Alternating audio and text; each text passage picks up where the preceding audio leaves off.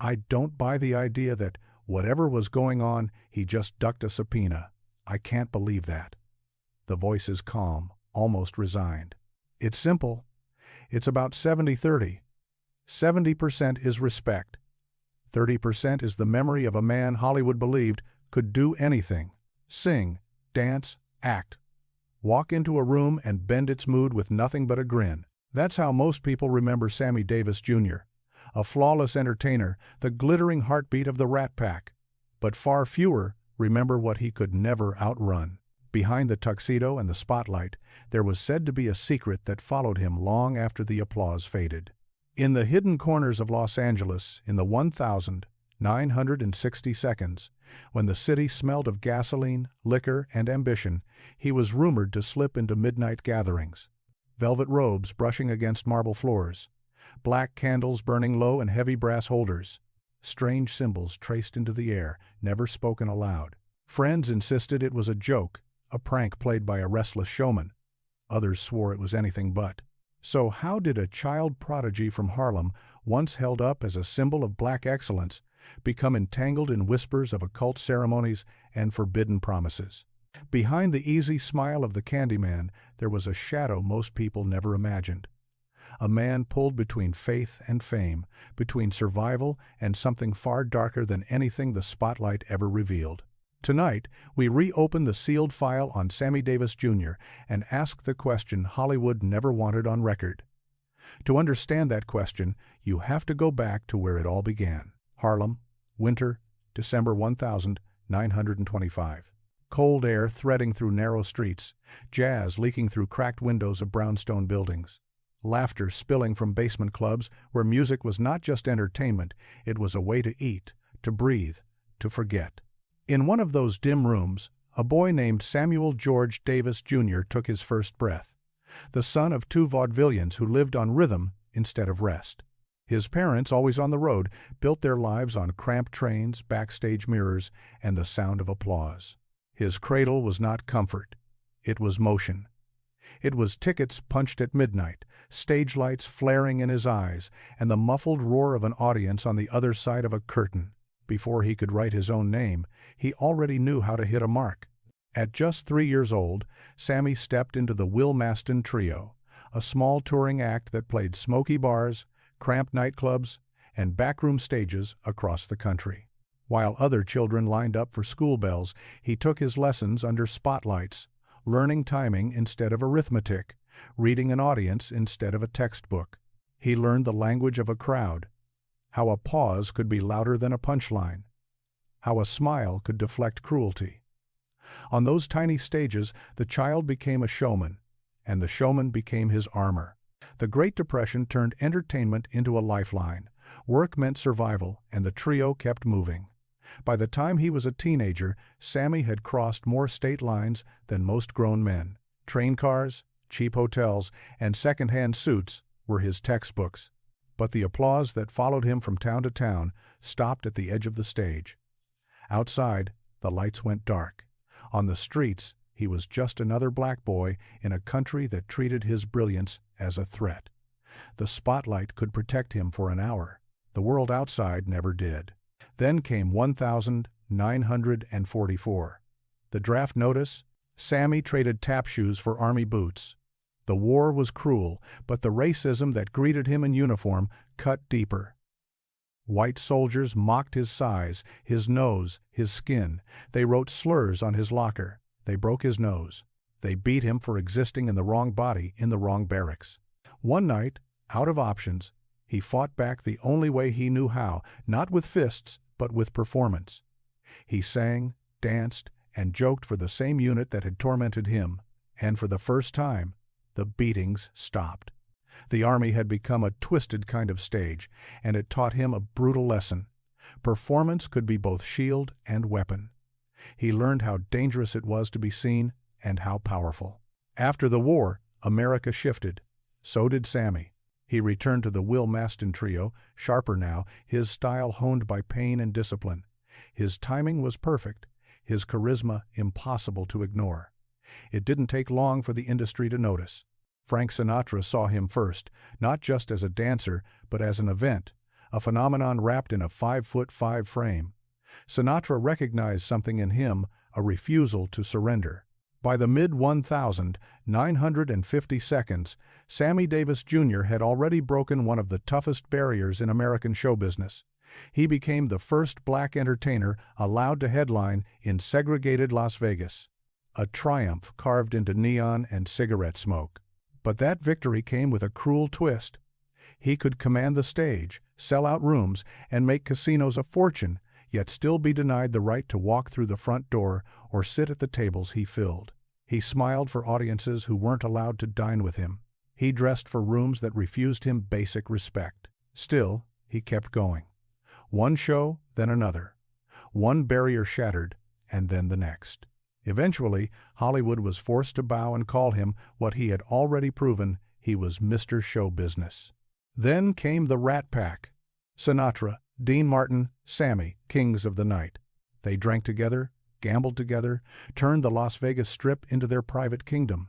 Their banter was legendary, their chemistry effortless.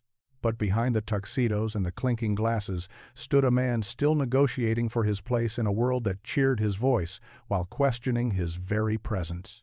By 1972, the Candyman had turned him into a household name. Children hummed his chorus. Presidents reached for his hand. He had become more than a star, he was an institution. Yet, underneath every standing ovation, there was said to be a quieter truth. The man the world adored was still shadowed by something he couldn't quite name. The higher the curtain rose, the heavier the doubt became. Somewhere between the applause and the empty hotel rooms, Sammy Davis Jr. started asking himself a question that would haunt him. What had he traded to be loved by everyone? And what parts of himself had been left behind, somewhere in the dark? Hollywood in the late 1960 seconds was a fever dream, a city hallucinating on its own power. Money, sin, and influence all wore the same cologne. It was the age of rebellion, of psychedelics, of doors that stayed closed to the public and wide open for stars chasing a truth that traditional religion no longer seemed to give them. Inside that glittering chaos, Sammy Davis Jr. reportedly found something darker than fame. According to a Rolling Stone report published on August 4, 2024, he became entangled with the Church of Satan, led by the infamous showman priest Anton LaVey. Witnesses claimed that in 1968, at a mansion perched high above Los Angeles, Sammy attended what insiders called a night of power. Guests, they said, wore black robes lined with scarlet. Candlelight flickered against polished gold mirrors. Between jazz records and whispers that sounded like Latin, he was introduced as Brother Sammy, a celebrity initiate in what some described as a cult for the powerful and the curious. To the public, he remained the smiling man singing "The Candy Man," selling sweetness and charm. Behind closed doors, according to those stories, he was chasing something different. Maybe protection, maybe a sense of belonging, maybe some kind of absolution for sins he couldn't confess anywhere else. Hollywood at that time was drowning in paranoia. Careers were built on masks, and contracts were rumored to carry more than signatures. LaVey's gatherings, according to those who spoke about them later, promised a new gospel, a release from guilt, tailor-made for men who had spent their lives performing for approval. So what pushed him toward that world? Was it pure exhaustion, a man suffocating behind his own grin? Or was it hunger? A need for power in a business that had used his talent while never truly treating him as an equal. The story fractures between disbelief and dread. Some insist it was all theater, just another role for a consummate performer. Others believe he embraced the vows with sincerity. But one thing remains. After 1968, something in Sammy seemed different. The faith that once carried him through war and injury had shifted into something harder to recognize. This is not a simple tale of demons and fire. It is the portrait of a man balanced on the edge between salvation and survival, and of a Hollywood machine that knew how to feed on both. The name Sammy Davis Jr. conjures up polished tuxedos, quick laughter, and the sharp heel-click rhythm of a man who never seemed to sleep. But underneath all that shine was something fragile, a lifetime of bargaining with a world that loved his talent and still hated his skin. His story was never just about stardom. It was about how a man could be celebrated and erased at the exact same time.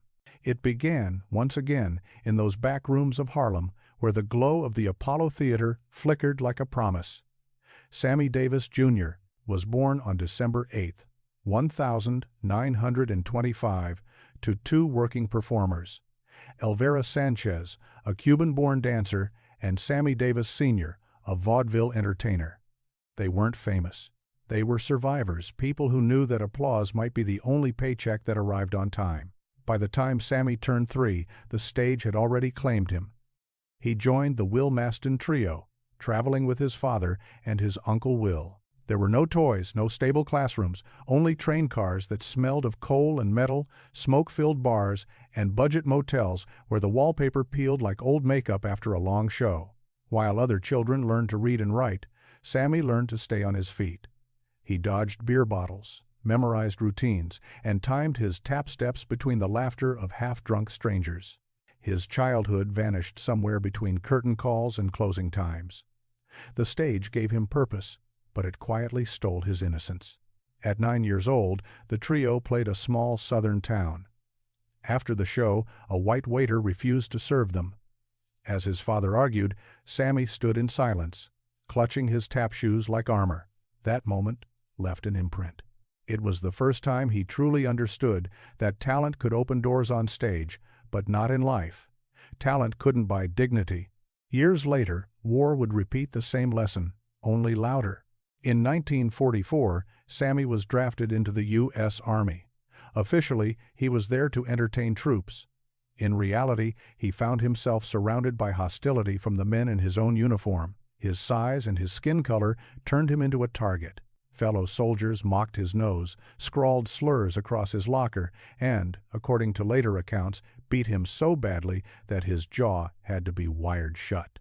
When people later asked how he survived that time, he reportedly answered with the only truth he knew: performing saved him. It was the one weapon he could use that didn't spill anyone's blood. But the abuse left scars no audience could see. He came out of the army not consumed by hatred, but hollowed out.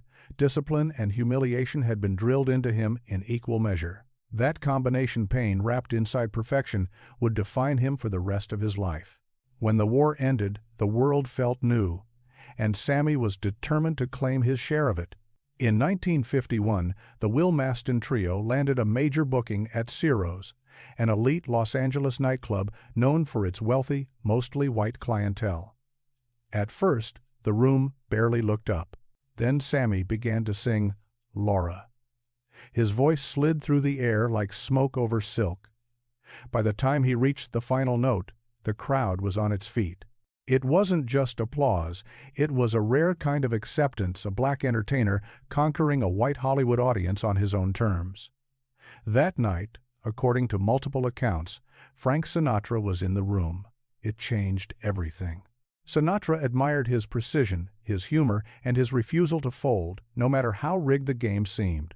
The two became inseparable, the white superstar and the black prodigy, a duo who could crack the ceiling of American racism with a joke, a song, and a shared drink. By the late 1952, Sammy was now a central figure in the Rat Pack alongside Dean Martin and Sinatra. Their shows ruled Las Vegas. They gambled, they drank, they paraded through casinos like kings. Night after night, they packed theaters, their chemistry so effortless it seemed untouchable. But the city beneath their feet was still segregated. Black entertainers could headline the biggest hotels and bring in millions, but they were barred from sleeping in the rooms they filled. Sammy stayed in boarding houses off the Strip and slipped back into the casinos through kitchen doors. He'd step out from behind those service entrances, adjust his tuxedo, and walk straight into the spotlight. The smile by then was reflex, a mask he'd learned to wear better than anyone. Then came 1954, the year death came close enough to smell. On November 19th, driving back from a show in San Bernardino along Route 66, Sammy's car collided head-on with another vehicle. The crash shattered his face and destroyed his left eye. When he woke in the hospital, bandaged and terrified, the first question he asked was whether he could still sing. The second question, he reportedly whispered, was whether God was punishing him. As he struggled to walk, to dance, to find his balance again, he turned deeper into religion.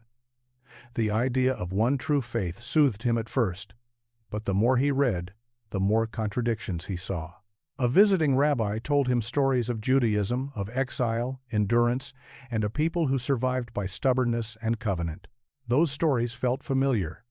Sammy saw himself in them, a man pushed out yet still standing. By 1955, he had converted to Judaism, saying that the Star of David reminded him of surviving through suffering. As his profile rose, so did the contradictions inside him. In 1960, he married Swedish actress May Britt. Their relationship crossed racial lines at a time when doing so was as dangerous as any stunt he'd ever performed. The backlash was immediate and violent. Death threats arrived. Studio executives warned him his career might collapse. According to reports, Frank Sinatra sent bodyguards to watch over them. The marriage endured the fury, but it carved another wound into Sammy's faith in the world. Behind every romantic ballad he sang afterward was the echo of a man punished simply for loving someone the wrong color in the wrong country at the wrong time. Still, he climbed higher. Films like Ocean's 11 and hits like The Candyman turned him into something bigger than a star. He became America's first black male superstar on a scale the country had rarely seen. But every handshake, every contract, every TV appearance came with unspoken rules. Be charming, not angry.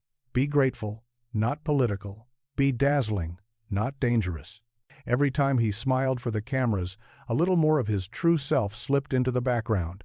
By the late 1960 seconds, that smile was no longer a choice. It was muscle memory, trained through fear, pain, and repetition. And that was when the story began to warp. That was when rumors of parties, symbols, and darker loyalties started clinging to his name. That's when the storylines around him began to twist. By 1968, Sammy's lifelong search for identity and faith led him down a path few expected. Friends claimed he had started attending private gatherings hosted by Anton LaVey, the founder of the Church of Satan. A later Rolling Stone article described those nights as something between cabaret and ceremony, a strange hybrid of performance and ritual. According to that reporting, Hollywood insiders were said to slip into black robes, glasses of champagne in hand, while they chanted through what some dismissed as mock rituals. For a man who had turned his entire life into a performance, it was hard to tell where the act stopped and the belief began. Some people said it was nothing more than theater, another role for a restless showman. Others believed he was testing the limits of faith itself. Actor Eddie Murphy once recounted a conversation in which Sammy allegedly told him, "Satan is as powerful as God.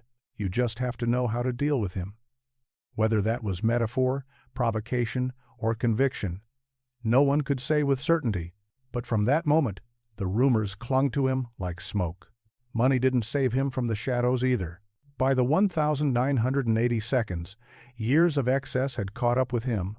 Luxury cars, high-stakes gambling, endless touring, all piled onto a life lived at full speed. The result, according to records, was brutal. When he died in 1990, he reportedly owed more than $7 million to the IRS. The man who had once performed for presidents and royalty left behind debts so heavy that his estate had to be sold off piece by piece. Costumes, trophies, keepsakes, the artifacts of a lifetime on stage, scattered to the highest bidder. Addiction was another quiet enemy. Cocaine, by many accounts, became a tool and a trap. Fuel for the stage, escape from the emptiness afterward. He once admitted that success and loneliness had fused together until he could no longer tell where one stopped and the other began. Nights blurred into mornings scented with champagne and amyl nitrite, the fast, dangerous rush of a man desperate to outrun exhaustion. Behind the laughter that defined the Rat Pack's golden years, there was always a lower, darker rhythm, a heartbeat that pounded faster than any ovation. There were murmurs about his private life, too, whispered stories of secret affairs, an intense fascination with pornography, and a line between pleasure and performance that had almost completely dissolved. Hollywood, always hungry for a fresh scandal, devoured every rumor it could find. Yet Sammy rarely tried to paint himself as innocent. Instead, he carried his mistakes openly, as if they were campaign ribbons from a war most people never even saw. If his life had been a film, its true theme wouldn't have been fame. It would have been belonging. From the start, Sammy had been searching for a place that would let him exist as all of his identities at once. Black, Jewish, American, human. The most dangerous chapter in that search came in 1957, when he fell in love with actress Kim Novak, one of Hollywood's brightest white stars. The affair was passionate, but it was also lethal in its implications. According to long-circulating accounts, Harry Cohn, then the powerful head of Columbia Pictures, was furious. Some stories even claimed he involved organized crime figures to solve the problem. Within days, Sammy allegedly began receiving threats, warning him to end the relationship or risk losing far more than his career. Terrified, he broke it off. A few weeks later, he married black dancer Lorraine White, in what several friends later described as a staged union designed to calm the scandal and protect his life. The marriage barely lasted. The fear did. Even his faith became a battlefield. His conversion to Judaism gave his life shape and meaning, but it also cut him off in unexpected ways. Some in the black community questioned where his loyalties truly lay. Some white Jews quietly questioned whether he truly belonged among them. He once said that being both black and Jewish meant, "You get killed twice before the cross burns." Through it all, he never walked away from the stage. Every performance became a negotiation between acceptance and authenticity, between the jokes people wanted and the pain he carried.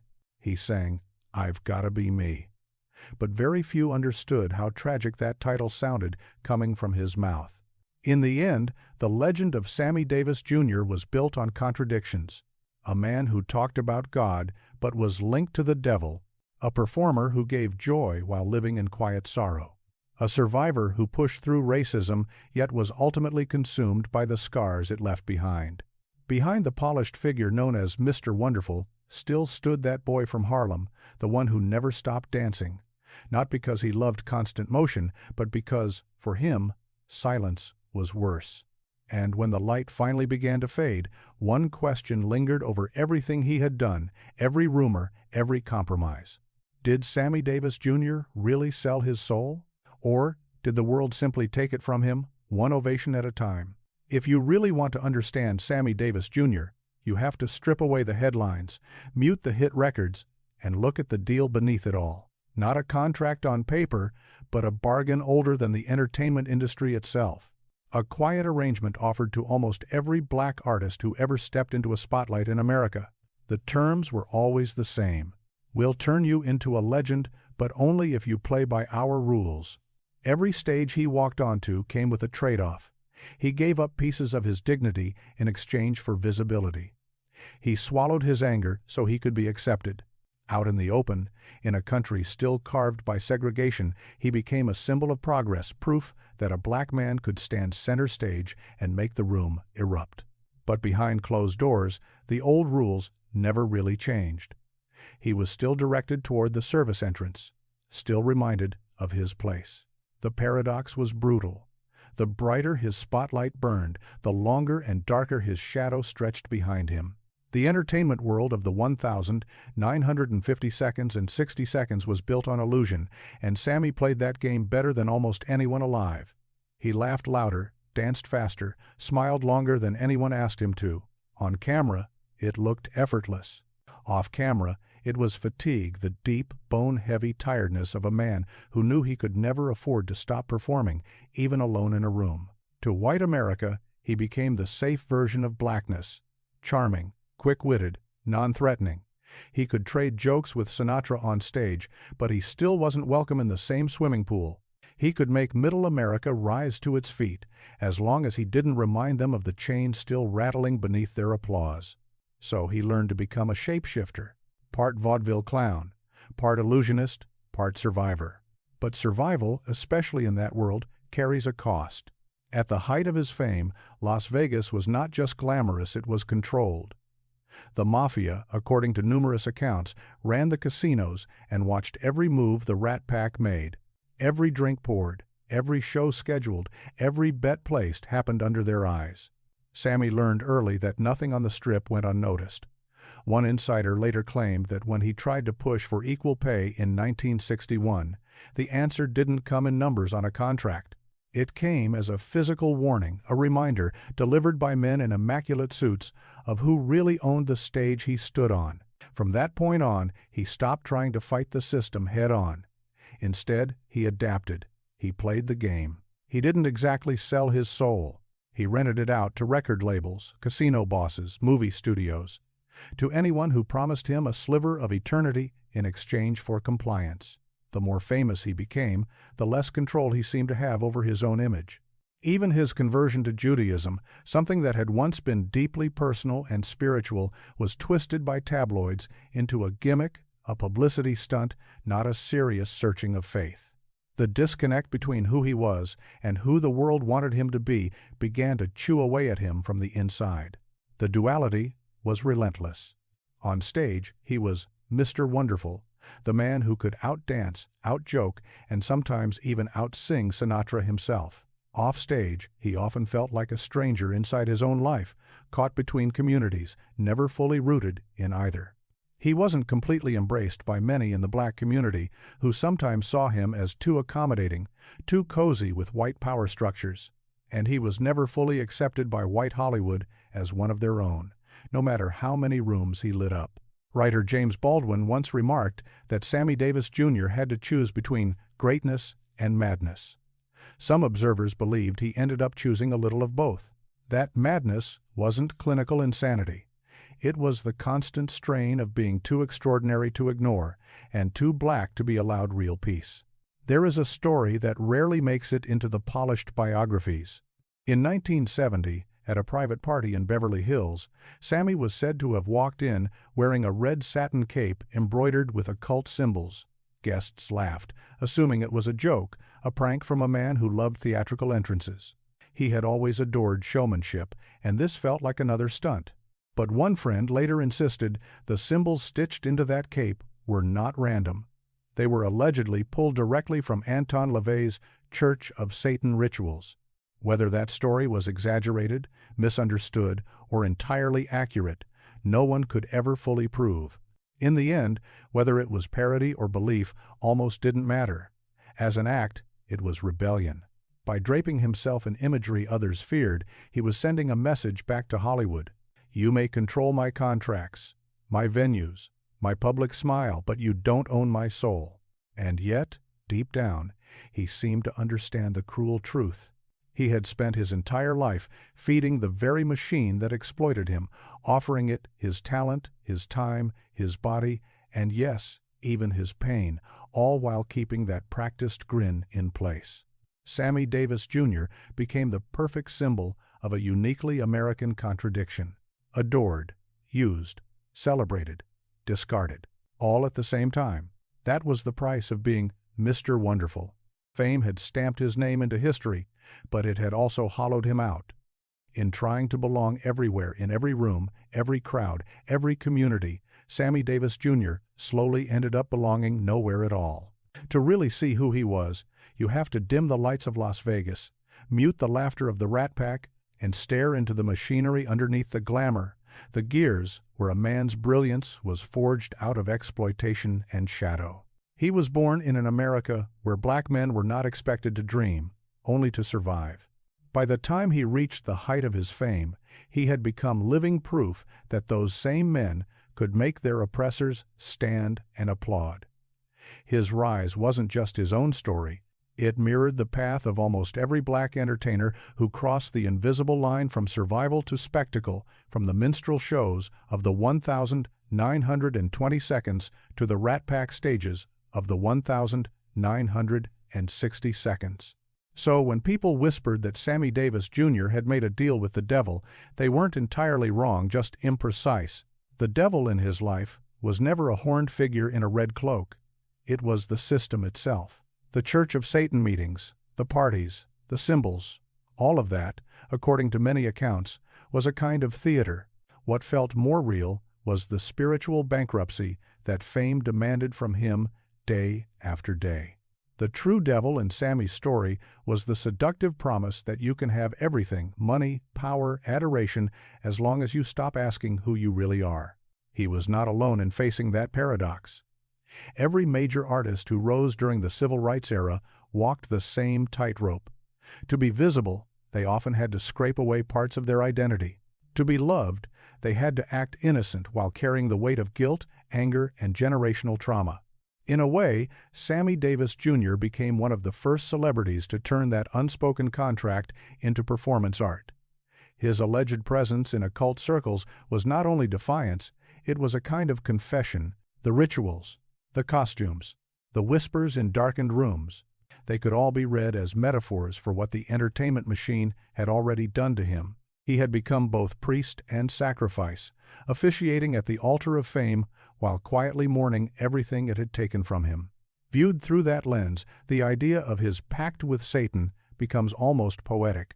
A man so desperate to reclaim his soul that he symbolically sells it again, but this time on his own terms. There is a strange irony in that.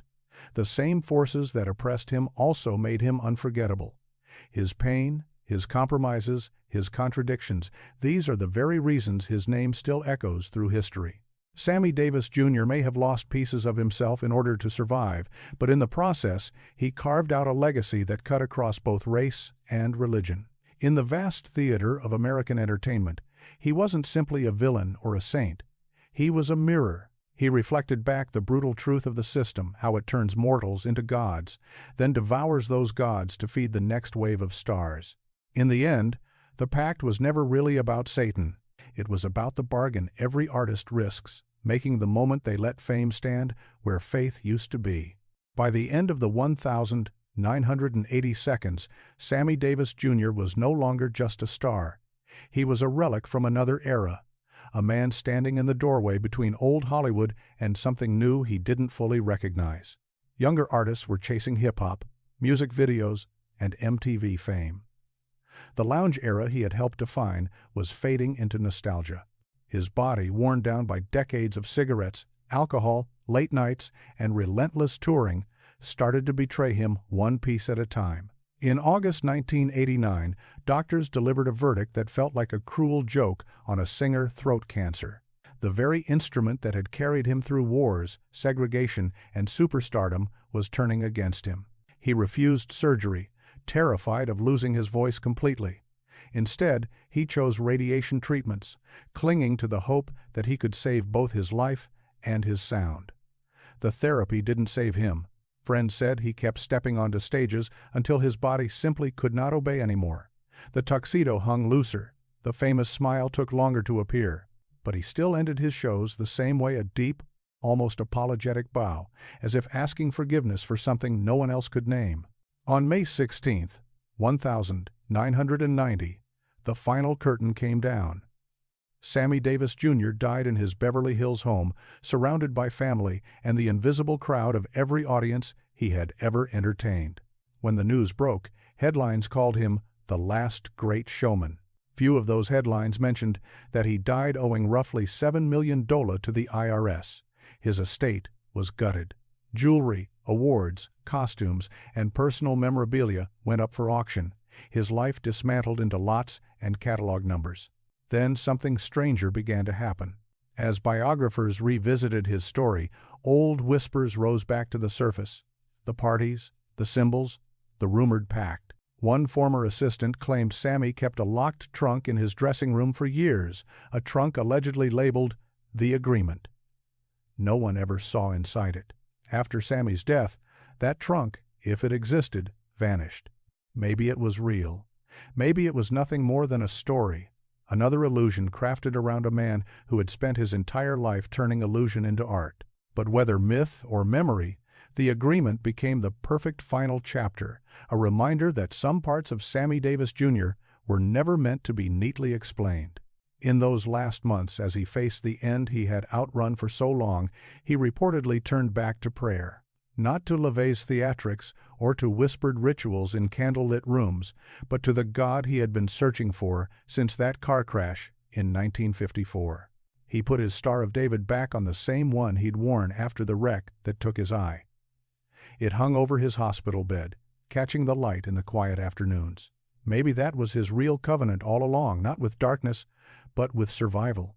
When the spotlight finally went out, the legend that survived was not the cartoon image of a man dancing with the devil. What remained was the truth of a soul that had spent a lifetime trying to be seen, even if it meant walking straight through the shadows to get there.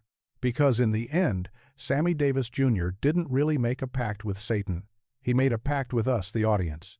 And he kept his side of that bargain until the very last curtain call. When that curtain fell, the applause didn't vanish. It just turned into silence. But even that silence wasn't empty. It speaks through every photograph, every recording, every grainy film clip where he whirls under the hot glare of a spotlight, moving like a man trying to outrun his own shadow. He was more than a performer. He was a living contradiction, a black man who helped crack the walls of segregation by entertaining the very people who had built them, a devout Jew who, according to some accounts, flirted with symbols of darkness, a devoted Rat Pack brother who never fully belonged to the world that embraced his friends. He was both the pioneer and the price of progress. Decades after his death, the legend of the pact refuses to disappear. People still ask, was it real? Did he truly sign something, say something, cross a line? Maybe not. The deeper question isn't whether Sammy Davis Jr. made a deal with the devil, it's whether the entertainment industry itself is that deal, a bargain that has swallowed countless artists before and after him. How many stars have walked the same road, trading away pieces of their truth for a shot at immortality? How many gave up their private pain so the world could clap a little louder? Every smile he ever turned toward the camera looks different now when you look closely. Behind the perfect teeth, the diamonds, the tailored suits, there was a man silently begging to be seen as a person, not just as a product. Maybe that is the real curse of fame. The world remembers your image long after it forgets your humanity. So now the question turns to you. How do you see Sammy Davis Jr.? Was he a warrior who clawed his way through impossible odds? Or a lost soul who let the light swallow him whole?